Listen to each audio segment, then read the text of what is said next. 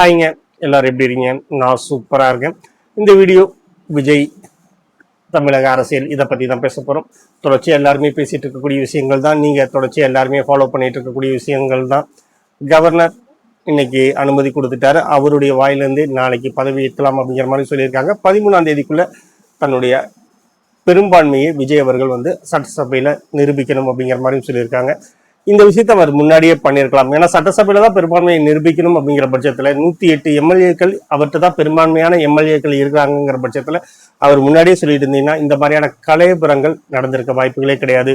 குதிரை பேரங்கள்ங்கிற பொய்யான குற்றச்சாட்டுக்குள்ளேயும் விஜய் போயிருக்க வேண்டிய அவசியம் கிடையாது. கண்டிப்பாக அது பொய்யான குற்றச்சாட்டு மட்டுமே. ஏன்னா அவரை பற்றின நம்பிக்கையில், அந்த எம்எல்ஏவை பற்றின நம்பிக்கையில், காமராஜ் அவரை பற்றின நம்பிக்கையில் அவருடைய கட்சிக்குள்ளேயே இல்லை அப்படிங்கிறதும் தொடர்ச்சியான செய்திகளில் நம்மளால் பார்க்க முடியுது அப்படிங்கிறது தான் நிஜம். ஒரு பக்கம் பிஜேபி உள்ள விளையாண்டாங்கன்னா, இன்னொரு பக்கம் ஏடிஎம்கே இந்த நிமிஷம் வரைக்கும் கூட ஏதாவது ஒரு வகையில் நம்ம முன்னேறிட மாட்டோமா, அரியணையை பிடிச்சிட மாட்டோமா அப்படிங்கிற ஒரு எண்ணம் இருந்துகிட்டே இருக்கு. ஸ்டாலினை பொறுத்த வரைக்கும் தன்னுடைய அதிகாரம் போனாலும் விஜய் கையில் எந்த காரணத்தை கொண்டும் அந்த அதிகாரம் போயிடக்கூடாது அப்படிங்கிற ஒரு எண்ணமும் பெரியும் இருந்துகிட்டே இருந்துச்சு. அந்த ஒரு காரணத்தினால தான் ஏடிஎம்கேவை முன்னிறுத்தி பின்னாடி இயங்கலாமா அப்படிங்கிற எண்ணம் கூட ஸ்டாலின் கையில் இருந்துச்சு. அது இல்லை அப்படின்னு அவர் மறுத்தாலும் கம்யூனிஸ்ட் கட்சியில் உள்ளவங்க எல்லாருமே ஓப்பனாகவே சொல்லிட்டாங்க ஸ்டாலினுக்கு இந்த மாதிரியான ஐடியாக்கள் இருந்துச்சு.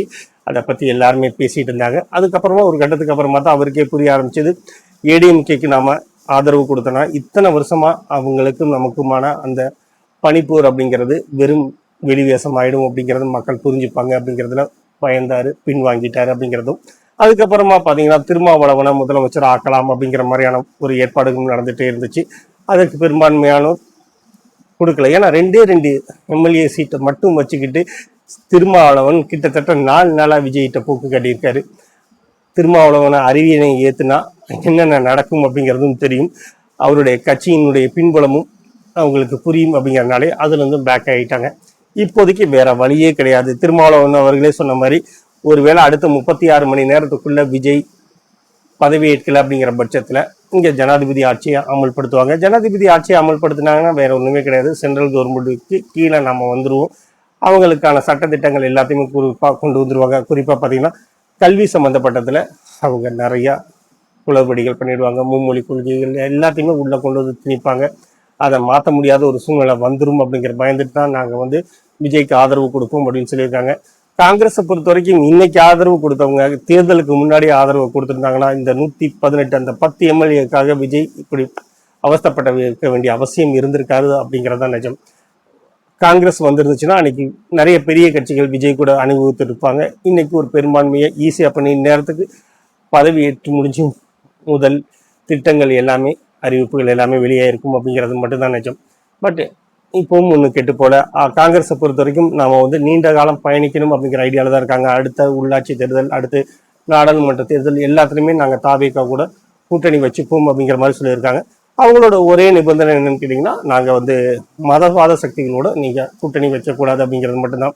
விடுதலை சிறுத்தைகளாக இருக்கட்டும், கம்யூனிஸ்ட் கட்சிகளாக இருக்கட்டும், அல்லது முஸ்லீம் முன்னேற்ற கழகமாக இருக்கட்டும், அத்தனை பேருமே எந்த விதமான நிபந்தனையும் கொடுக்கல. அதே சமயத்தில் அவங்க சொல்லக்கூடிய விஷயம், நாங்கள் டிஎம்கேல தான் இருக்கோம், ஆனால் வேற வழி இல்லை அப்படிங்கிற ஒரே காரணத்துக்காக நாங்கள் உங்களுக்கு ஆதரவு கொடுக்குறோம் அப்படிங்கிற மாதிரி சொல்லியிருக்காங்க. ஸோ இந்த ஆதரவில் முன்னேற்றமும் ஏற்படலாம், இல்லைன்னா பின்னடைவும் ஏற்படலாம் அப்படிங்கிறத நிஜம். விஜய் பதவி ஏற்க முடிகிற வரைக்குமே இதில் நிறைய மாற்றங்கள் ஏற்படும் அப்படிங்கிறது ஒரு வருந்தத்தக்க பயங்கரமான விஷயமா தான் இருக்குது. பட் என்னானாலும் இந்த ஆட்சி தாங்குமா அப்படின்னு கேட்டோன்னா அது ஸ்டாலின் கையில் தான் இருக்குது. ஸ்டாலினுடைய நடவடிக்கைகள் கொஞ்சம் மர்மமாகவே இருக்குது. விஜய்க்கு பதவி ஏற்று கொடுங்க அப்படின்னு எல்லாத்தையுமே பேசிட்டு பின்னாடியே ஏடிஎம்கே வரக்கான வழிகளை பார்க்குறாரு. திருமாவளவனை என்ன பண்ணலாம் அப்படிங்கிற மாதிரி யோசிக்கிறாரு. அவருடைய அதிகார பசி அப்படிங்கிறது படு பயங்கரமாக இருக்குது, பயங்கரமான வீச்சோடு இருக்குது. அதில் எப்படி விஜய் தாக்கு பிடிக்க போகிறாருங்கிறது தெரியல. அதை தாண்டி விஜய் சொன்ன நலத்திட்டங்கள் அதை எப்படி கொண்டு வர போகிறாருங்கிறது தெரியல. ஸ்டாலினே சொல்கிறாரு 2500 ரூபா உங்களால் கொடுக்க முடியாது, 1000 ரூபாய் கொடுக்கறதே கஷ்டம், எப்படியாவது அதை ட்ரை பண்ணி கொடுத்துருங்க அப்படின்னு சொல்றாரு. அதே ஸ்டாலின் தான் 2000 ரூபாய் நாங்கள் தருவோம் அப்படிங்கிற மாதிரி சொல்லியிருந்தாரு. அதுவாக இருக்கட்டும், அல்லது பெண்களுக்கான அனைத்து பஸ்களிலும் போகக்கூடிய இலவச திட்டமாக இருக்கட்டும், விஜய் அடுக்கி இருந்த திட்டங்கள் அவ்வளோ ஜாஸ்தி. ஆனால் அதை எல்லாத்தையுமே கொண்டு வரணும், அதை எல்லாத்தையுமே செயல்படுத்தணும்னா தமிழ்நாட்டுக்கான வருமான வகைகளை எப்படி அதிகப்படுத்த போறாரு அப்படின்னா மொத்தமே 3 தான் வரிகள் அதிகப்படுத்தணும். டாஸ்மாகில் ரேட் அதிகப்படுத்தணும்.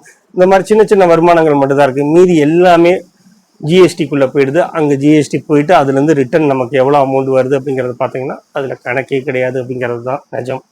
ஸோ விஜய் என்ன பண்ண போகிறாரு, அவருக்கு மக்கள் அவர் மேலே வச்சிருக்கக்கூடிய நம்பிக்கைக்கு அவர் எந்த அளவுக்கு விசுவாசமாக இருக்க போகிறாரு அப்படிங்கிறது அடுத்தடுத்த நாட்களில் தெரியும். இன்னொரு வீடியோவில் நம்ம கண்டிப்பாக சந்திப்போம். நாளைக்கு பதவியேற்றால் விஜய் அவர்களுக்கு நம்மளுடைய நல்வாழ்த்துக்களை தெரிவித்துக் கொள்வோம். வேற ஒன்றும் இல்லைங்க. இன்னொரு வீடியோவிலையோ இல்லை அது இன்னொரு லைவ்லையோ சந்திப்போம். நன்றி.